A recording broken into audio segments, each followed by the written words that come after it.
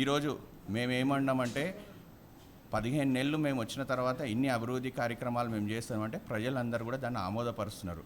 అందరికీ నువ్వు ఇయ్యలేని రేషన్ కార్డులు ఈరోజు అందరికీ కూడా మేము రేషన్ కార్డులు ప్రతి ఒక్కరికి పేద ప్రజలకు వచ్చే విధంగా కూడా మేము ఈరోజు ఆ కార్యక్రమం చేస్తున్నాం.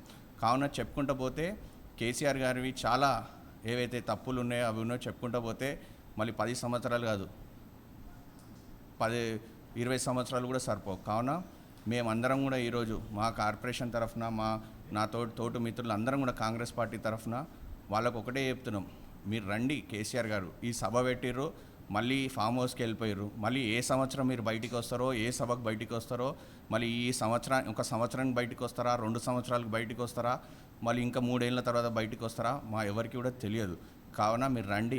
ప్రజలు మిమ్మల్ని గజ్వేల్ నుంచి గెలిపించి మీ పిల్లల్ని పంపించడానికి కాదు, గజ్వేల్లో ఉన్న సమస్యలు ప్రజా సమస్యలకు పరిష్కారం చేయడానికి మిమ్మల్ని ప్రతిపక్ష హోదాలో ప్రతిపక్ష నాయకుడిగా మీ కర్తవ్యం పూర్తి చేయడానికి ఈరోజు మిమ్మల్ని ప్రజలు ప్రతిపక్ష నాయకుడిగా పంపించడం జరిగింది. అది మర్చిపోయి మీరు మా మీద ఏదో విషం కక్కుతున్నట్టు కాంగ్రెస్ పార్టీ మీద దుష్ప్రచారం చేస్తున్నారు.